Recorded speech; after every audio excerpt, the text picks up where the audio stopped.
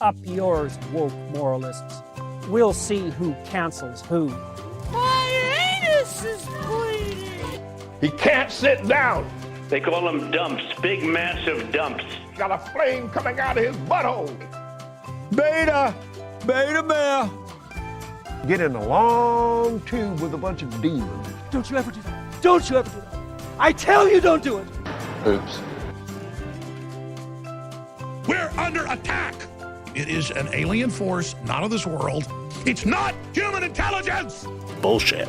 Trust me, I'm like a smart person. Bullshit. It's not a salami sandwich. Disappointed! Repeat the line. Disappointed! How you like that, boy? No. Give me a break. Stop it. Fired. Fired! Fired! Bitch, move it along. Now witness the firepower of this fully armed and operational battle station. The Republican Party's racist.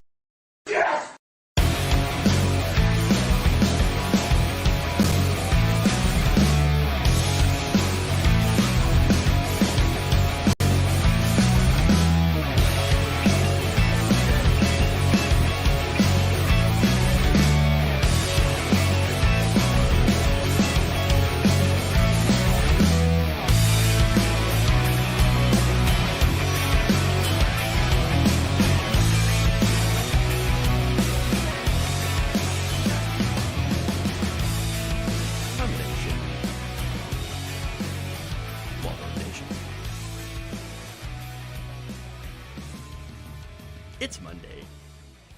Welcome to the show. We got a good one.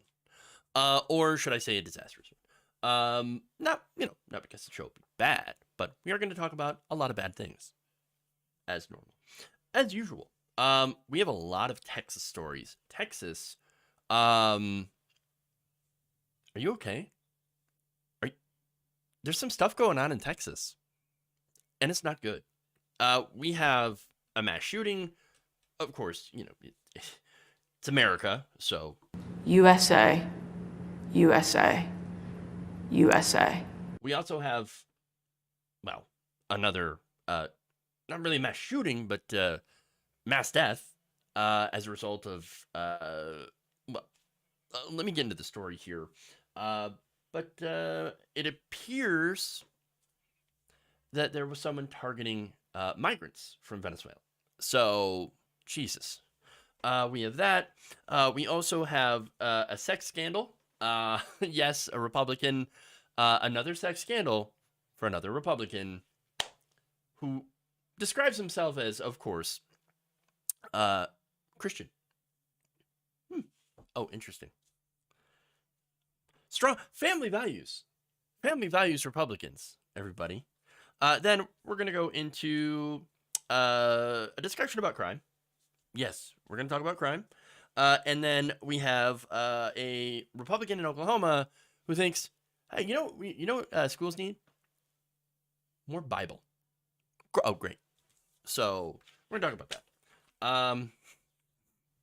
Ironically, the same person is like, we need to get the porn out of the schools. Ooh, have you read the Bible? Just saying. Okay, anyway. So, first, please like and share the stream if you haven't already. Very important that you do so, of course, as usual. With that said, why don't we just dive in to right-wing terrorism? Lovely. Lovely. Lovely. Here we go again.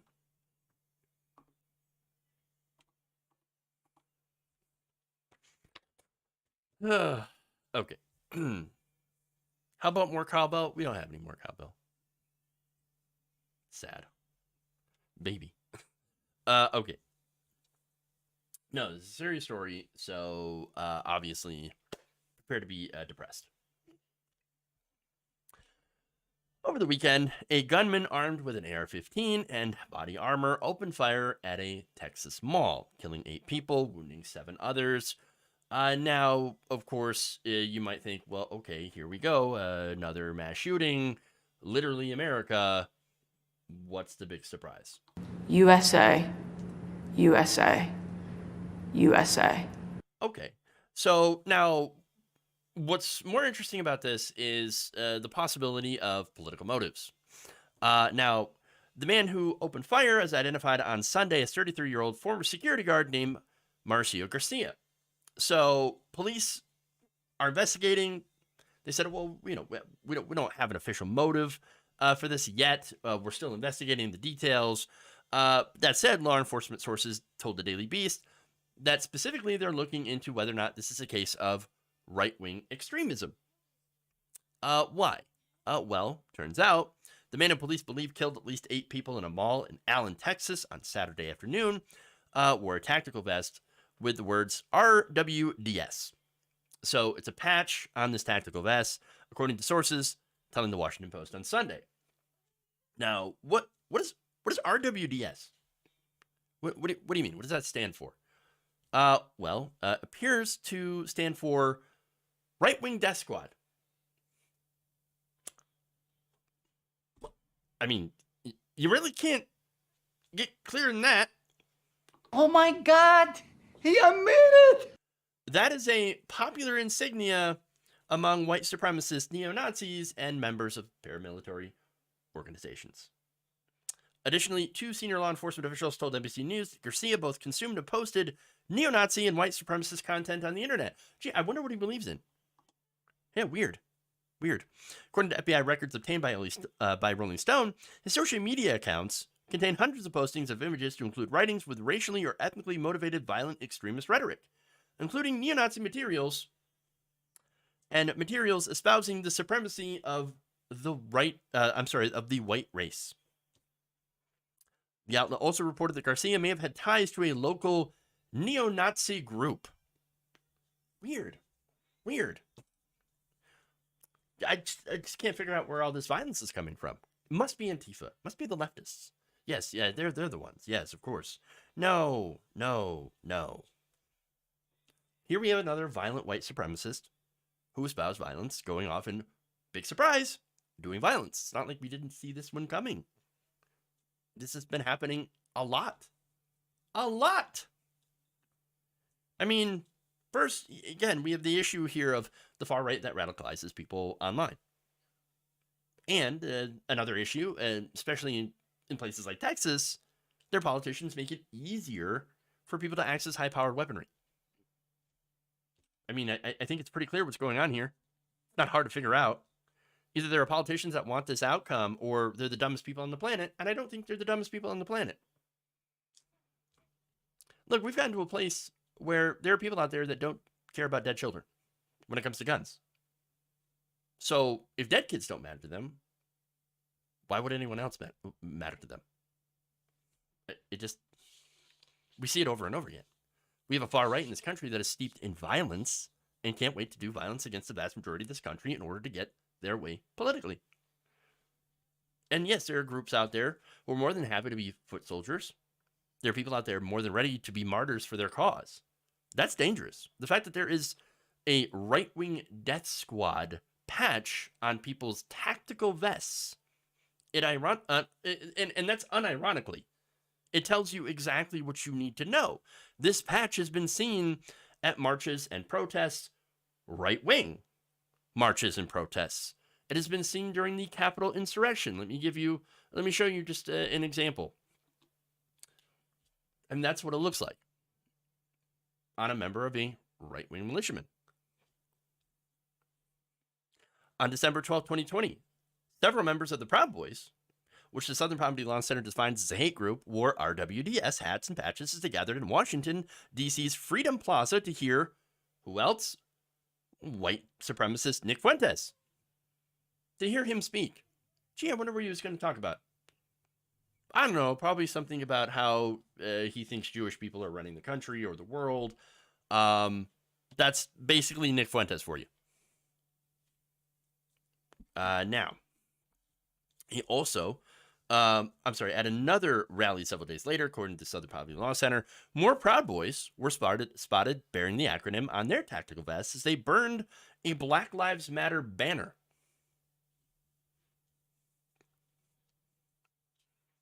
In 2021, the Daily Beast reported that an active duty U.S. Marine who was linked to a private chat group that called itself Right Wing Death Squad was under federal investigation for, unsurprisingly, allegedly plotting to attack the DNC with explosives, rocket launchers, and automatic rifles.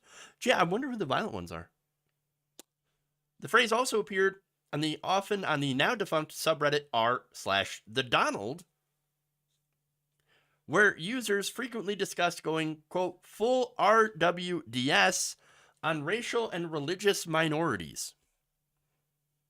And as far back as 2018, it was reported that Proud Boys were showing up to rallies wearing RWDS on the sleeves of t-shirts emblazoned with a different far-right meme concerning Chilean dictator and mass murderer General Augusto Pinochet, saying Pinochet did nothing wrong.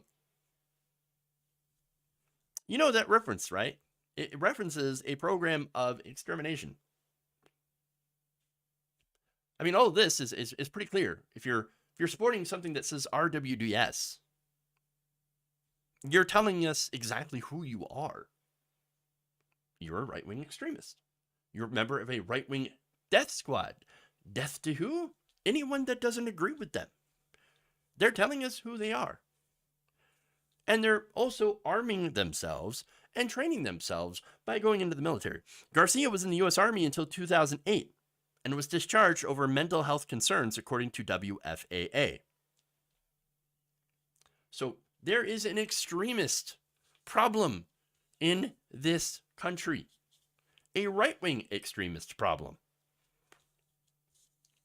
So now let me get to the mental health thing for a minute. So we know this country doesn't fund mental health. We know. That's not to say that mental illness is a cause of white nationalism. No. And I'm also not saying that mental illness is a cause of violence. No. That's not what I'm saying at all.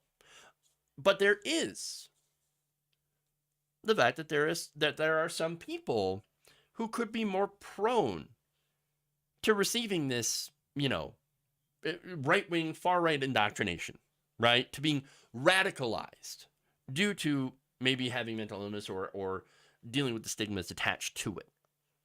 I mean, and I say that because it is pretty well known that the far right looks for people who are vulnerable, and are a little bit more easier to radicalize, and then use them as tools to push white supremacy. Now, this is according to a former white nationalist named Christian Piccolini. He says that extremists see vulnerable people as easy marks for recruitment to their cause. And by vulnerable, I don't just mean people with mental illness. There are also people who are, sort of in the fringes of society, people who are economically vulnerable, people, that have issues like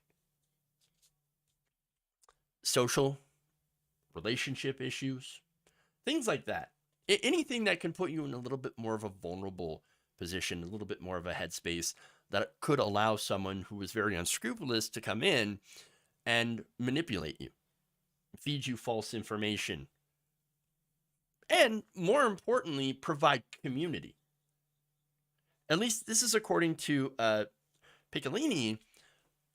When he was in his white nationalist group, his skinhead group, part of it was because they were acting as a surrogate family and appealed to that sense of belonging. And so that is something that we need to look at. This is something that we need to actually go in and try to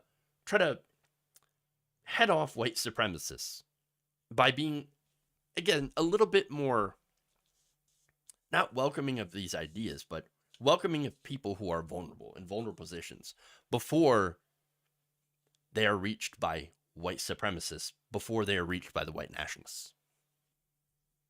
RWDS stands for right-wing death squads. Now, people, again, who live in unstable conditions do make them prone to accepting empty promises, according to former white nationalist Christian Piccolini. make them prone to accepting empty promises of paradise on earth or return to past greatness, or what they consider to be past greatness. They exploit frustrations and manipulate them through their uncertainties, lack of meaningful employment, immigration, and the outsourcing they claim threatens people's economic and physical security, as well as the elites they claim to have betrayed people into these poor conditions.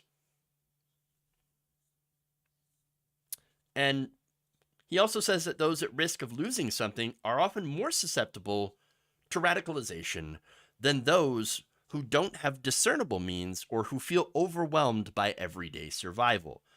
So, meaning, of course, the better off that you're doing, the less likely you are to be, of course, recruited into white supremacist causes. That said, there are plenty of wealthy white supremacists. Those are the leaders. Those are the people who manipulate people. Those are the people who come in and radicalize others. They're and the people that are, recruited are the foot soldiers. And yes, you could be someone who is not white and still push and support white supremacy. So this is a real problem.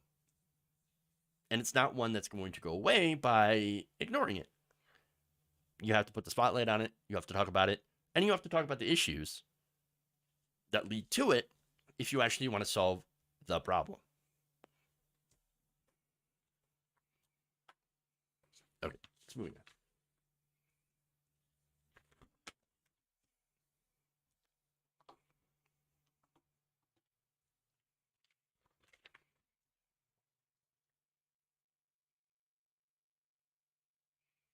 All right.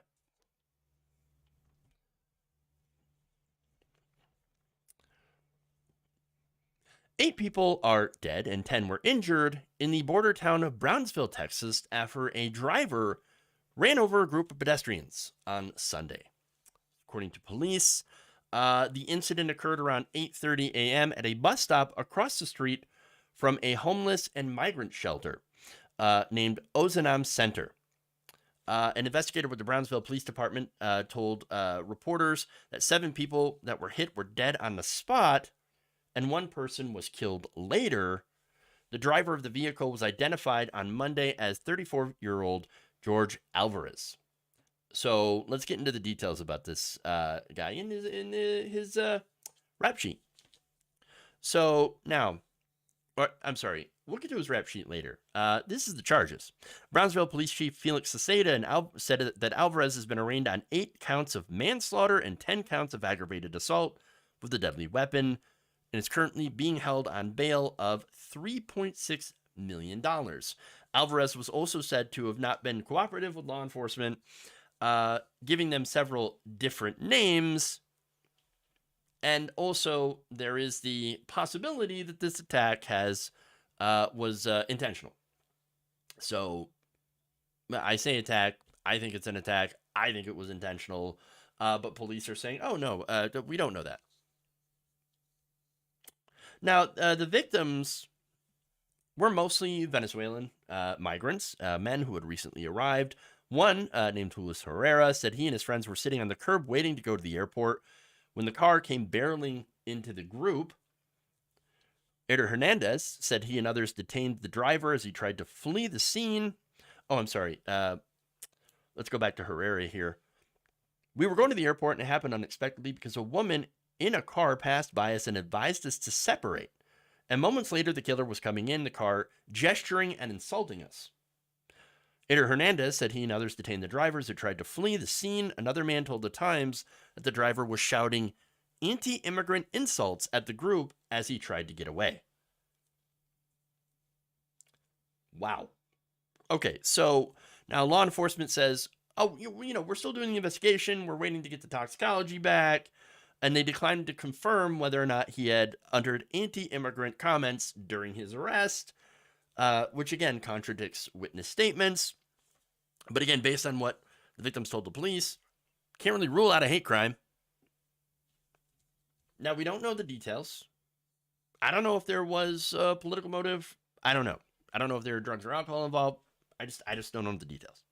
But the way I see it is, This is a guy who ran a stoplight into a bunch of immigrants in front of a migrant shelter, and then allegedly yelled anti-immigrant comments. I don't know, man. If it walks like a duck, it quacks like a duck. It's probably a duck. You know? A duck with apparently a history of violence. Alvarez has passed charges of aggravated assault with a deadly weapon, assault against an elderly disabled person, 4 counts of assault causing bodily injury to a family member, and at least 11 other charges. Even, now, funny enough, it's mentioned that Alvarez had pleaded guilty to a charge of assault on a public servant in 2006 for allegedly hitting a detention officer. However, those charges were dropped because it turns out he didn't do it. So, look, regardless, it seems like this guy had a lot of issues with law enforcement and a lot of issues with getting himself into trouble. And so I don't know if there's a history of mental illness. Again, I don't have those details right now. There's still stuff that is coming out. But regardless of that, he killed 8 people. He's clearly a danger and will likely receive at least a lengthy prison sentence. Well, then again, considering how it's Texas, he's probably going to be getting the death penalty. And I'm against the death penalty. Y'all know that. I'm on the record. But I'm just saying that since it is Texas, it's very likely what's going to happen. But I'm more curious about whether or not he really did target these people on purpose. If that's the case, then yes, it would be an obvious hate crime. If not, it all ends up being like the fact that he would, like that he was drunk or something and that ran a stoplight and couldn't control his car. That's another thing. Either way, whatever happened, this guy's not going to be roaming free for quite some time. And overall, at the end of the day, that's a good thing. So, more. If you think we're done with Texas news, they're claiming that he lost control of the red stoplight. How do you lose control of the red light? This was said in today's breaking news article. Yeah, it's weird. All right, so let's move on to Texas. Well, no, we're still in Texas, unfortunately. I know. It's crazy. Here we go. Republican Texas State Representative Brian Slayton is resigning. Oh, good. Now, this was just hours after a committee in the Texas House of Representatives voted to expel him. So what does it take for Republicans to expel another Republican? Well, this. In a letter obtained by Texas Scorecard managing editor Brandon Waltons, Slayton said that he was resigning immediately and said that he was looking forward to spending more time with his family, his young family. And the emphasis on young here is a little concerning because Slayton was accused of sleeping with a 19-year-old intern. Oops. Slayton's married, by the way. Hey, he's also a family values Republican. We know what happens there. Okay. It turns out Sexual anarchy. they can't help themselves. All right. So now Republican Texas State Representative Andrew Murr, in announcing the findings of the panel's investigation, said Slayton had, quote, engaged in inappropriate sexual conduct with a subordinate that was induced by alcohol that Representative Slayton provided to that 19-year-old subordinate. Slayton was due to face a vote on his expulsion from the Texas House, but again had resigned. Oh, you can't fire me. I quit. Slayton describes himself as a Christian conservative. And also has positioned himself as a warrior against the sexualization of children. Because of course he did. Yes, of course he did. Sure. Do what I say, not as I do. Apparently that is the mantra of this Texas Republican. So now, according to the Texas Tribune, getting into the details further, Slayton did not dispute allegations that he had sex with the 19-year-old woman, who was again her subordinate and provided alcohol to her, nor did he express any regret or remorse for his conduct. Instead, a report by the House General Investigating Committee said that Slayton's lawyer argued that the complaint should have been dismissed because the behavior occurred in Slayton's Austin residence and not in the workplace. Hey, look, man, I didn't get her drunk and have sex with her, apparently without consent because, again, she was inebriated during that period of time. Hey, at least I didn't do it in the office. But wait, hold on. That's not a good excuse. That's not a good excuse at all. But that's not all. Apparently, there's a pattern of disgusting behavior that he has racked up. Now, the report painted Slayton, 45, as a man who repeatedly used poor judgment in his interactions with young women at the Capitol. Oh, no kidding. I love how they say poor judgment, when really, this guy keeps trying to get with teen interns. Because of course. Of course. Now, this included helping 3 women, 2 of whom were under 21, acquire alcohol at a lobbying event early in the legislative session. You want some drinks? Oh, don't. I can get you some drinks. Yes, I can get you some tequila, because you know what happens when people drink tequila, you know. Come on, we know exactly what he was trying to do. Now, the report found that Slayton had had sex with the 19-year-old staffer in the early hours of April 1st at his apartment in Austin. The aide told the committee Slayton had provided her several drinks of rum and coke and that she consumed a lot of alcohol and felt really dizzy. The aide's friend told the committee that the woman, who had never had sex before, said she had unprotected sex with Slayton and obtained Plan B pregnancy prevention medication from the drugstore the next day. The committee concluded that because the aide was intoxicated, she could not effectively consent, considering how, yes, that's essentially rape. So she could not consent to the intercourse and could not indicate whether Slayton's conduct was welcome or unwelcome. Yes. In addition to accusing Slayton of violating House rules, the committee report found reason to believe Slayton committed these 3 crimes, all Class A misdemeanors that carry a maximum punishment of 1 year in jail and a $4,000 fine. He has not been arrested.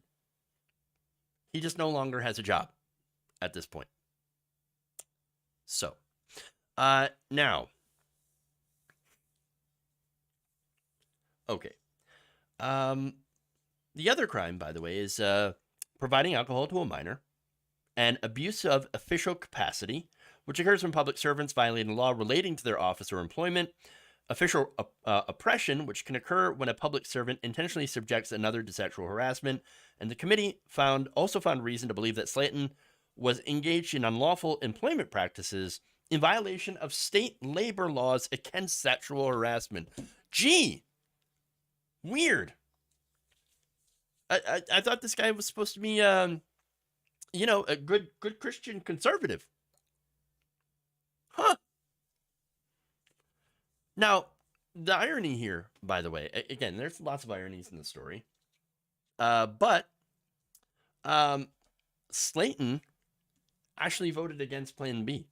He had introduced a bill that filed State House Bill 2709, which would penalize individuals for the use of medication to cause abortion in the state of Texas, whether the pills were required at a local pharmacy or through the mail. The bill also could open the door for Texans to be prosecuted for the use of emergency contraception like Plan B, and even in vitro fertilization. Yeah. So, wow, here we go. Hypocrisy. A lot. Going after young interns. Getting them drunk. Having unprotected sex with them. While at the same time, they're also pushing bills to ban abortions. Oh, the other stuff that he also pushes is banning drag performances in the presence of children. You know, because that whole we can't sexualize the children thing. Wait, what are you doing? So, look, he also, of course, cheated on his wife, which, you know, he also has a young son, while claiming that, again, drag is sexualizing young people. No, wait, hold on here. There doesn't seem to be any pictures of Slayton in drag, so I don't know what he's talking about. He's sexualizing minors, teen girls that are half his age, 45, and they're 19. And then giving them alcohol when they're not legal to drink. Weird. No, it's not. It's projection. Look, the more moral and pious someone pretends to be, the more they claim to be fighting immorality, the more that they claim to be, oh, no, we just want to protect the women and girls. No, the more likely they're covering up for the fact that they want to victimize women and girls. They're covering up their own immorality. And the more likely, again, they are to be the ones who women and girls need protection from.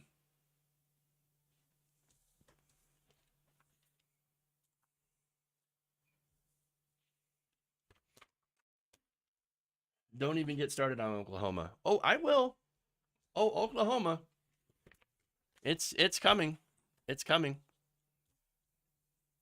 But first, we got to go through crime stories. At least we get to leave Texas for a, short period of time. Hooray.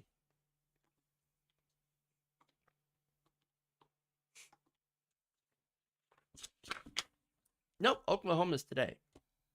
You just got to get through this story.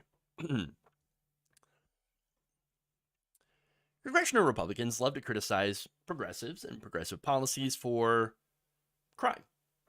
Specifically turning cities into so-called crime-ridden cesspools.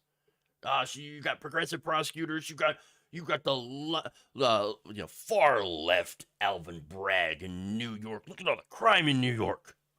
Well, in reality, right-wing policies in conservative-led cities are way worse. Speaking to Newsweek's, experts pointed out that conservative policies like easy access to guns, income inequality, and lower taxes actually lead to more crime. Now, wait a minute. So here's the thing. Okay, cities like Chicago and Philadelphia do have high crime rates, right? Higher than many other cities.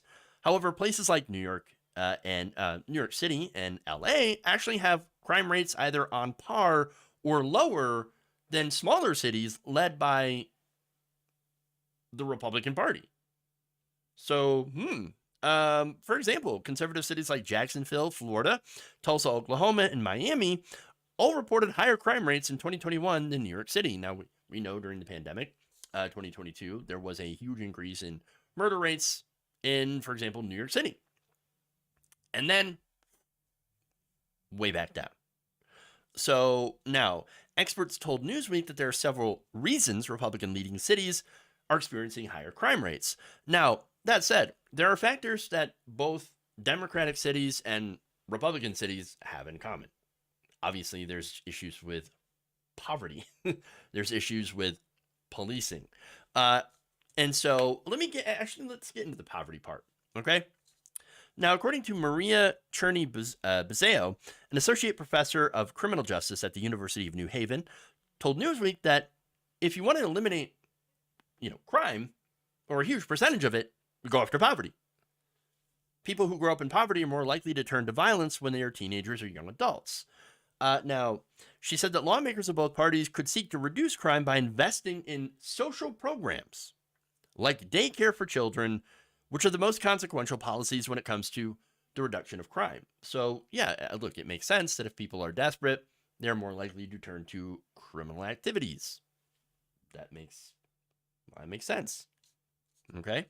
Now, she says, I think what makes difference in the long run, some policies that alleviate poverty that are more likely to be enacted by Democratic legislators, they have an impact in the long run.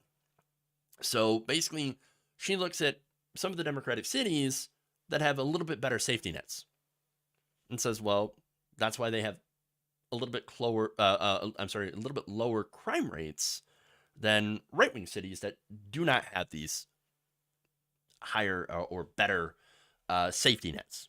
Okay. Now, Dr. Tiffany Crutcher, an executive director of the Terrence Crutcher Foundation, said that a lack of investment in marginalized communities also contributes to crime, for example, in Tulsa, where her organization is based. She said, quote, "A lot of the main factors that lead to crime in Tulsa is a lack of investment into communities that are marginalized. Divestment into communities, basic needs are not being met." She said investments in housing, vocational programs, mental health systems, and infrastructure would help reduce crimes. She also says that funding more policing over these services does not reduce violent crime and often results in Black communities facing disproportionately higher arrest rates over nonviolent offenses. And there are, by the way, people that, corporations, I should say, that make money off this. Think about this. They make money off incarcerating human beings. About, taking, like, people and their freedom away. Locking them up into a cage. There's a business that is around this. People make money from this. When you think about that, really let it set in. It's incredibly messed up. It's just, it breaks your brain. You make money off taking away people's freedom and locking them in a cage. Wow. And that's probably one of the reasons, that is one of the reasons here where you don't have this investment in reducing crime, because it is turned into a business. Now, Crutcher also mentions that putting streetlights in neighborhoods can reduce crime too, by up to 29%. She also says, "We need to be asking why we're okay with putting a homeless person in jail for stealing an apple, but not interested in funding food for that person in the first place." She also mentioned that research shows that community-based solutions over our punitive carceral system would have massive positive implications, not only for reduction in the instances of crime and for our collective quality of life, but also, it's also much, much cheaper. So, with that, I mean, she's right about all that stuff. Yeah, why don't we provide food for people? Why don't we provide housing for people? Instead, what we're doing is, and if you say, well, it's because we don't have the money. No, that money's going into policing. That money's going into the prison system. And it's making people very, very rich. So we do have the money. It's just put in the wrong places. Instead of crime prevention, it's put into reacting when crime happens. And mainly, again, it's trying to, protect property as well. So now, there's more. But let me just mention that democratic cities are not perfect. There's still crime. Yeah, of course. There's still a lot of inequality in democratic cities. There's still a lot of homeless people, members of the unhoused community. There's a lot of people suffering from mental illness, addiction, so all this stuff. And look, there's activity. There's activity that allows for these black markets to flourish as well. I mean, there's a big issue, for example, people, there's stories about Los Angeles. And there's a lot of people that have had their catalytic converters stolen. So people take it and they'll melt these things down. They'll sell the materials on the black market, right? And there's oftentimes people at the top in these rings that get super rich. But they're not the ones out there doing the thefts. They're not the ones that are sawing catalytic converters off people's cars. No, the people that are actually out there committing the crimes are those that usually are suffering from substance abuse, mental illness, or just poverty. So, again, address the root issues here and what creates crime in the first place. Okay, there's more. So we've looked at, poverty, okay? But gun laws also make a huge difference. Who knew? Now, Republican states have gun ownership rates twice as high as Democratic states, and it's likely because they deregulated guns. That's why there's more gun crime in red states. There's more gun crime in, more mass shootings, more just shootings in general. Now, if you were to ask what the most dangerous city in the United States is, I mean, depending on who you ask, you'd get a bunch of different answers. Some people would say, New York City, obviously. I was watching Fox News segment. Seeing it's dirty. It was poor. There's homeless people everywhere. Oh, my God. Other people would say Detroit, Chicago, Philadelphia. Turns out, no, it's Memphis. Memphis, Tennessee. Memphis has a crime rate that is 237% higher than the national average. So, Memphis also ranks 10th in gun violence. And they really don't have very strong gun laws. A big surprise, right? Now, Memphis ranks 10th in gun violence. That is behind the number 1, Mississippi, number 2, Louisiana, number 3, Wyoming, number 4, Missouri, number 5, Alabama, number 6, Alaska, 7, New Mexico, 8, Arkansas, and number 9, South Carolina. Do you see any sort of pattern here with these a lot of these states? Weird. Oh, right. The pattern is they have weak gun laws. Huh. Now, there's policing also plays a role in this, okay? So now some argue that low tax Republican-led cities are not funding police correctly. I don't know if I really buy that argument, honestly. I would argue, though, that the fact that they have such low taxes in these cities, in these areas, because again, what do Republicans like to do when they get into power? They cut taxes, mainly for the rich. When you don't have taxes, well, you can't really fund anything. And what little tax revenue you get, if you're a Republican city, you're generally going to fund it into what? The police.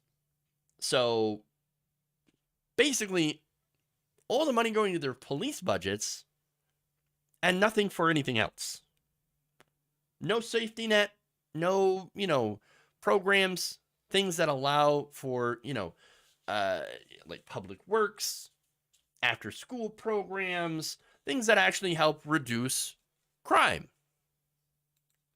So, look, if you have no social safety net, you have no help for the poor, you're going to increase crime as a result of poverty.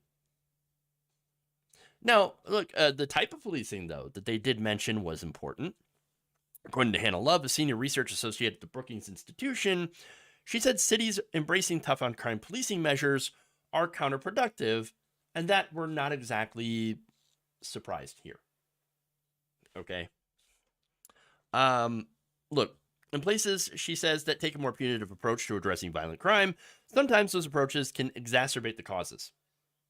When you rely on harsh sentences or prison, specifically, then you are contributing to neighborhood dislocation. You're moving a huge portion of the population from the community and reducing trust for policing systems. Well, where are they moving them to? Well, obviously into prisons. And of course, these prisons make money for private prison corporations, CEOs that have a business incentive to lock up more and more people. And they have lobbying arms that go and lobby politicians to pass tougher and tougher so-called tough on crime laws. And then, of course, you have a populace that is afraid of crime, understandably so. Nobody likes being a victim of a crime, of course. And you also have sensationalist headlines and constant news reports about violent crime, making people feel as if they're, as soon as they get outside of their door, they're going to be victimized. And I think that's overblown, not to diminish the fact that, yes, crime does happen. But when you look at the stats, for example, for New York City, it's actually fairly safe for a city that size. And safer than a lot of these smaller cities in conservative areas. So, now, there's more. So, one of the experts, going back to Cherny Bezeo, she suggested finding a better way to reintegrate people who have served time in prison into society. to reduce recidivism and overall reduce crime. So I think that's something that's really overlooked in our overly punitive society. A lot of people think that if you've, committed a crime in the past, which again, some people have, that once you've done that once, you will always be a criminal. And then, well, the system's set up to perpetuate that cycle. What do I mean? Well, once you commit a crime and you get convicted, go to jail for it, the odds of you getting a job, pretty low. Can't get public assistance, depending on the crime. Can't get public housing. Well, what are you supposed to do when you're locked away from a lot of these basic necessities of survival? You don't have any opportunity anymore. So what are you going to do? You're going to go back to crime. Now it's literally the only way to make ends meet. Where it might have been just a terrible decision, or, whatever terrible circumstances, just a mistake, because God forbid people make mistakes. Well, now suddenly you're completely cut off from living a normal life as a result of your conviction. And then, you don't have anything else that you can do to make ends meet but to get back into crime. It's a vicious, vicious cycle. And we do have to do something about it. So obviously, yes, the issue of crime here is very important. And in order to fix it, there's got to be a better approach than what we're doing now. Oh, now, I've already explained some of the reasons that it's not actually happening, while we're actually not doing the right things that we're supposed to do. A lot of it has to do with money, but also about public perception. And there is constant drumbeat by the right wing, by the Republican Party, because it happens to help them win elections. We saw that. Or, you even have conservative Democrats like Eric Adams in New York City that win elections based on having a tough on crime message. So that messaging resonates and unfortunately leads to the wrong types of policies to actually abate crime, to actually tackle the root causes, which again, poverty is the biggest one. And of course, as you mentioned, for-profit prisons, lobbying, corruption, greed in government, all of that stuff. But look, what we have to do is that we have to invest in communities. We have to change policing. We have to focus on rehabilitation, not punishment. So if you want to say, like abolish prisons as they are, yes, as they are. Get rid of policing as it is.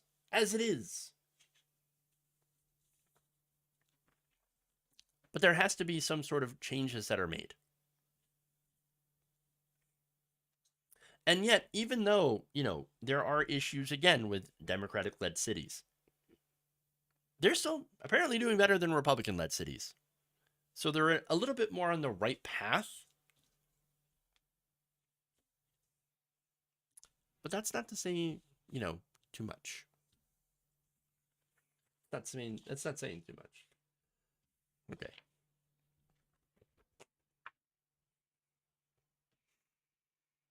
Okay, let's move on.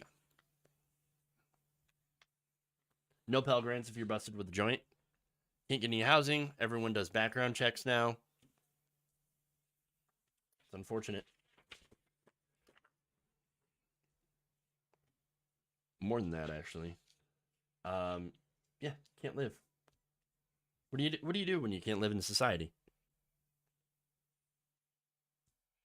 All right, let's move on to Oklahoma. Apparently, you've all been waiting for this story. So wait no longer.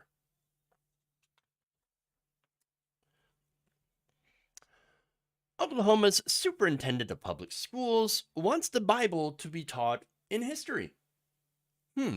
So now, this is the superintendent of the entire state of Oklahoma and their education system, Ryan Walters. Now, Ryan Walters is an interesting person. He has spread some interesting conspiracy theories. For example, litter boxes in schools. There are no litter boxes in schools for students that identify as cats. That's just inherently, the entire conspiracy theory is inherently transphobic, for one. And again, it's just not true, but we've seen that lie go out everywhere. And partly thanks to libs of TikTok, Hi Reichik. So, not true. But this guy, who's in office, is like, oh yeah, we're going to crack down on the litter boxes. Hoo boy. Now, he also is no friend, again, to the LGBTQ plus community. As I just mentioned, being transphobic, also removing books that have LGBTQ plus themes from school libraries. He's also, by the way, not a fan of the teachers' unions because he referred to them once as terrorists. Yes, that's right. Educating kids to this guy means you're a terrorist. Wow. Now, when running for his current office, Walters said that he wanted teachers to undergo patriotic education offered by a conservative Christian college because our students are not taught by history, but instead are taught indoctrination. Instead, taught that this country is an evil place full of bigoted racists. No. This country is not an evil place filled with bigoted racists. There are bigoted racists in it. But generally, the people in this country are good people. And the history of this country is filled with a lot of bad stuff and a lot of good stuff. Things that actually happen that, in order to do good stuff and to atone from the mistakes for the past, the bad stuff, you actually have to teach people about it. But, of course, you can tell there are people out there, like Walters, who think we can't teach about the bad stuff because we actually like that stuff. We don't think it's bad at all. So now, what does this have to do with the Bible? Well, Walters, part of the patriotic education is bringing back the Bible. In fact, I'm going to show you what he says in his own words. When it comes to our schools, do we want the radical ideology into our classroom that pushes gender theory, that pushes graphic pornography in order to perform a social experiment on our kids? Or do we want the U.S. Constitution?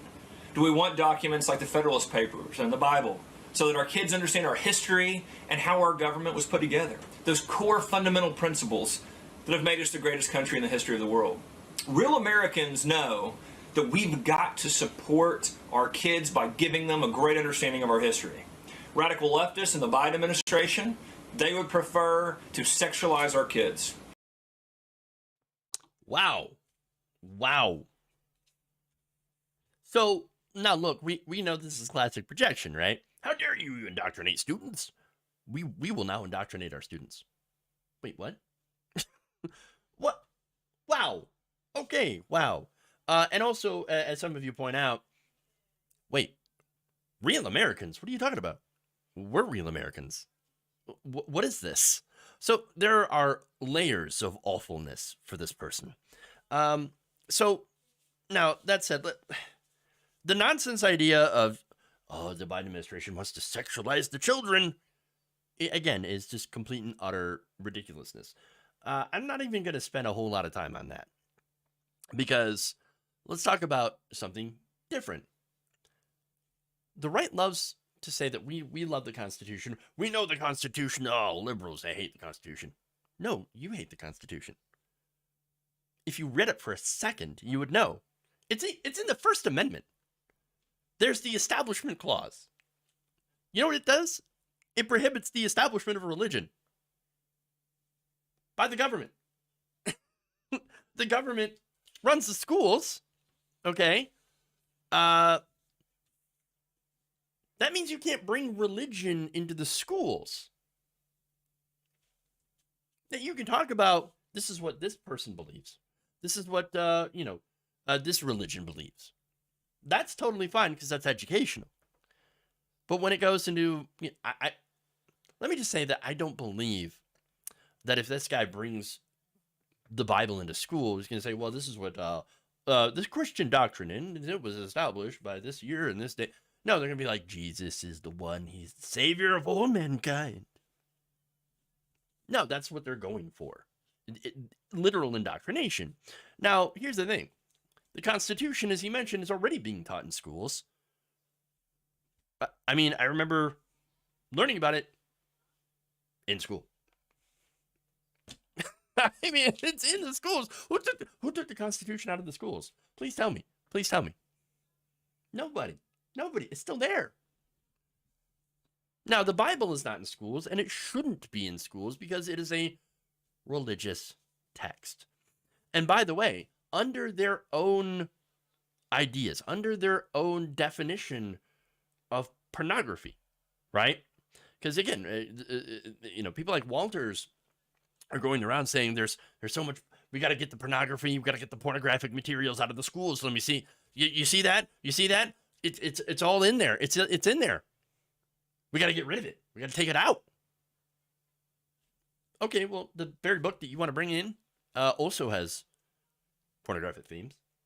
For example, the Bible contains stories of incest, bestiality, prostitution, genital mutilation, fellatio, sex toys, rape, infanticide, all that stuff in the Bible.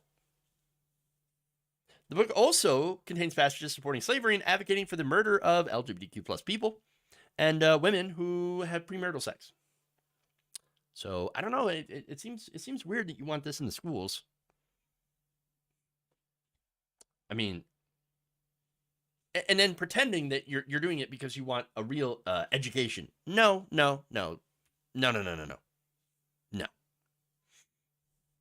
The Bible also has a story about two daughters who get their dad drunk in order to have sex with them and become impregnated. And the Bible also mentions a woman who fondly remembers her lover as having a, quote, penis like a donkey and a flood of semen like a horse. Sexual anarchy.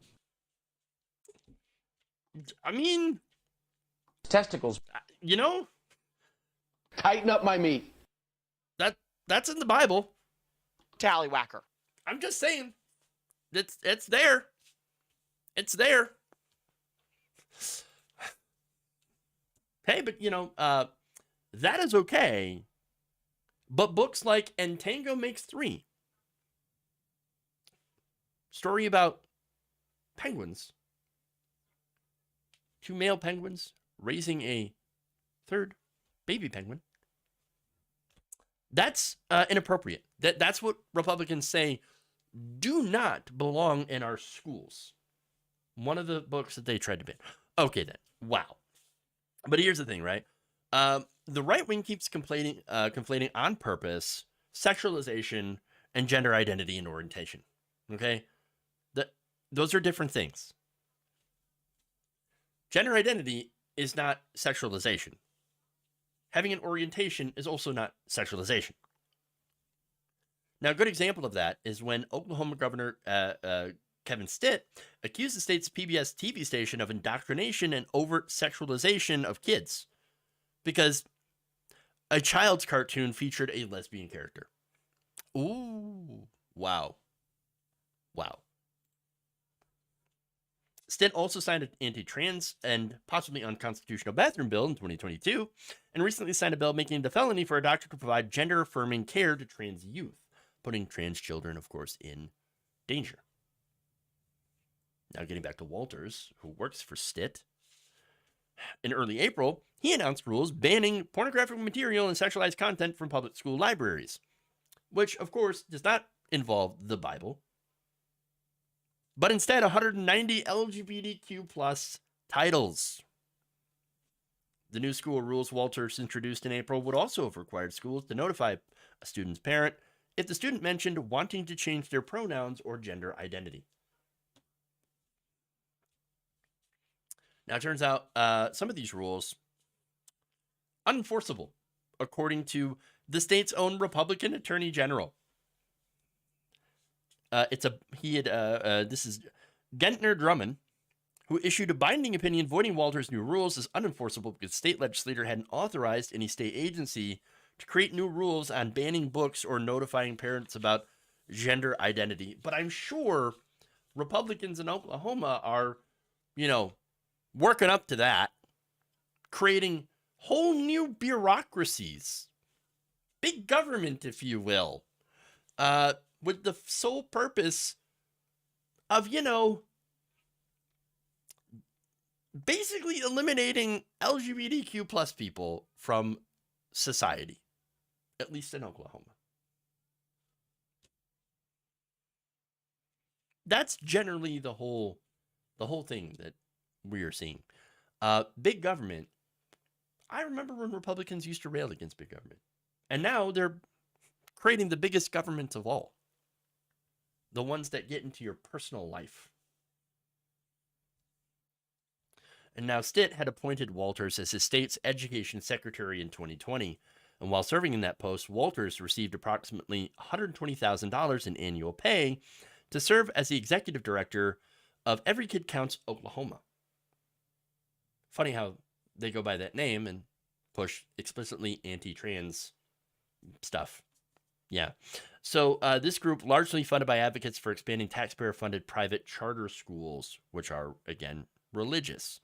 The conservative-led charter school movement seeks to weaken public education in favor of for-profit private schools, whose leaders can legally exclude any students or topics they disapprove of. So all of this, a lot of this is connected, obviously. Do Republicans want to have more charter schools? Absolutely. Because then people make money off it. Do they also want to eliminate gay and trans people from society using the educational system? Absolutely. So getting rid of not only public education, but fundamentally changing it. It really, goes to further both of those goals. Eliminating public education and eliminating LGBTQ plus people. It's, while having their donors fill their pockets. That's the Republican Party. That's what they want. And they're doing everything they can, not just in Oklahoma, but all over the country, in school boards everywhere where they have gained power. And they will continue to push to have more of that power to continue their agenda.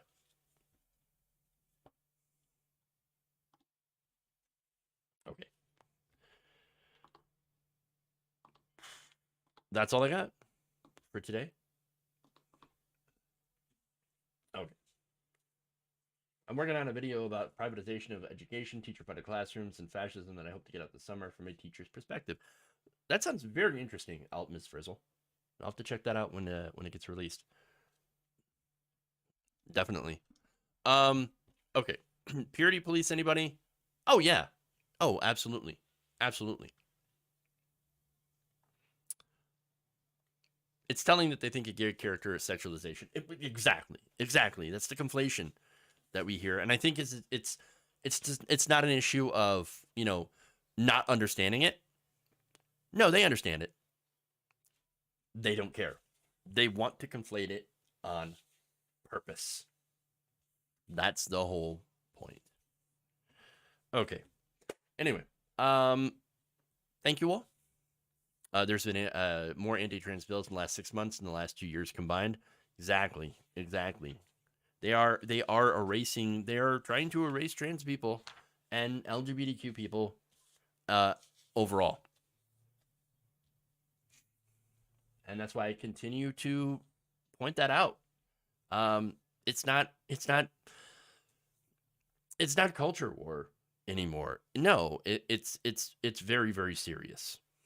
And I don't, if you're on the left and you don't want to get involved in this, you're missing the whole point. How all these things, economic and these social issues, and the issues of civil rights, they're all hand in hand. Okay. Anyway, let's read some super chats here, some messages. Jonathan Leiter, thank you for gifting a membership on YouTube. Gabby Mathis, thank you for gifting 5 memberships on YouTube as well. Let's see. Hey Wizard, thank you for the gift as well. Gabby Mathis, thank you for the very kind $5. I want the Quran and the Torah in schools then too. If they're taught in a, again, a neutral, non-advocate capacity, then absolutely, I think that'd be great. Just teaching who believes what and what the core tenets of their specific religious beliefs are. I would love to see it taught, because we know this is true, that the God of the 3 Abrahamic religions, Judaism, Christianity, and Islam, are all the same God with just different prophets. And conservative heads explode. Literally same God. Okay, anyway. Good comment. Koru, member comment here. It's good to see you on Leftist Mafia. Thank you. It was a surprise visit, and I was very, very glad and very thankful to Mike for extending me a last-second invitation. I appreciate that, and it was a lot of fun. Also a lot of fun to meet Matt Binder, so for the first time. Matt Binder's full of women. No, I'm kidding. No, he's a good guy. Let's see. Hey Wizard also says, thank you Jonathan Leiter for the gift membership, and thank you Nation for keeping me informed and keeping me company for 15 months. Hey Wizard, glad to have you here. Glad to have you all here. If you're on the left not getting involved in this, you might need to reconsider that you're leftist. If you identify as a centrist, you're conservative, period, you're just as responsible. Yeah, if you're like, there is this weird so-called enlightened centrism is, I don't know, like, yeah, sure, the far right's pretty bad, but then you've got the far left too. No.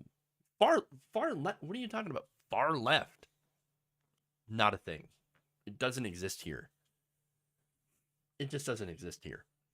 And again, if you're trying to equivocate the two, it's a false equivocation. All right. That's all. On that, Hunger Games 1989. Thank you for resubbing for a month of Tier 1. Appreciate that. Happy 16th months to me. Is this the end of the United States? Oh, wow. That escalated very quickly. I don't think it's the end of the United States. There are more good people than there are bad people. It's just good people are a bit distracted with trying to survive right now. In this dystopian capitalistic hellscape economy. So, what will it take for good people to get involved? I don't know. That's the $1 million question, right? I would like to think that knowledge, letting people know what's going on and how they can fight it. Okay. Is this the end of Texas? No, it's not the end of Texas either. All right. Anyway, that's all I got. Thank you all. Please like and share the stream. Gonna raid into. Let's do a search raid. Everybody else, thank you. Love you all. And remember, change begins with you. Good night, Nation.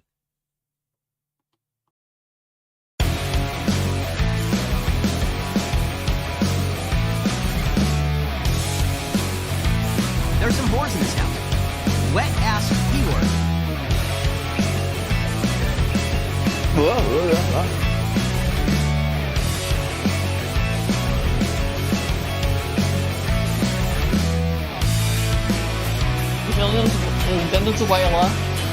Bullshit.